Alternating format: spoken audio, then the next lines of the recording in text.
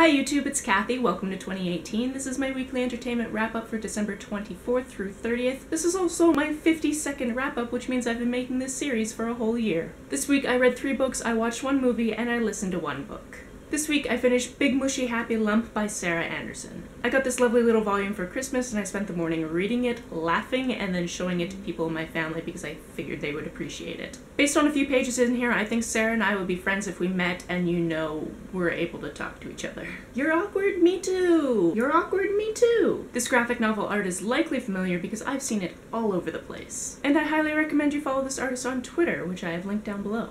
I find her art funny and relatable and love the autobiographical nature of it.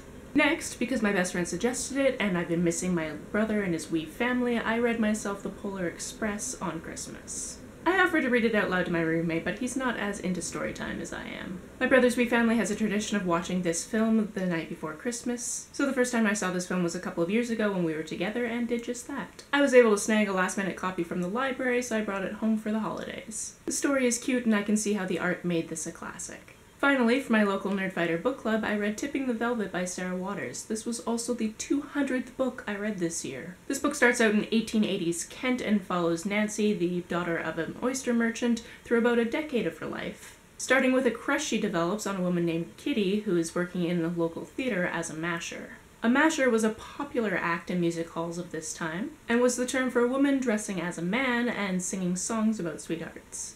Nancy couldn't keep herself from going to the theater night after night to see Kitty's turn, and the story goes from there. Going into this, I knew it had something to do with theater and that it was a lesbian romance. It's really just the first third of the book, as it takes some turns from there and gets much dirtier than I anticipated from a book club read. So I'm looking forward to discussing the absurdities of how rich people treat people that are beneath them, the sexual politics, and what they thought of the overall plot.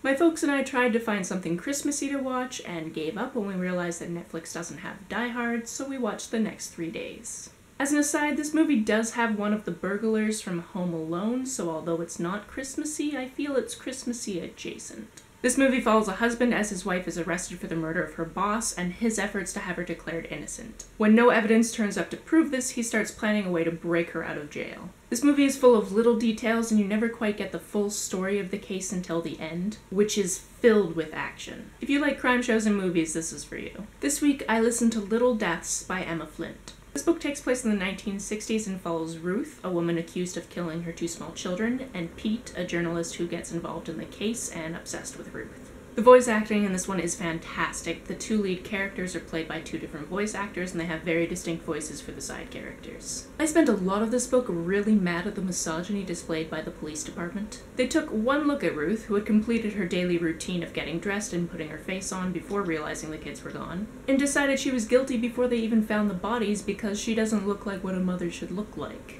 There's no one way to look like a parent, there is no one way to grieve. I felt harassed by the police department right along with her, which I believe was the author's intent. What I love about this book is you really don't know what happened to Cindy and Frank Jr. until the very end of the book. Again, if you like crime fiction, I would recommend picking this one up. That's it for this week. If you've read, watched, or listened to any of these, let me know about it down in the comments below. On the way down to the comments, if you hit that subscribe button, that would be very nice of you. You can like and share this as you see fit, and I will see you next time. Bye!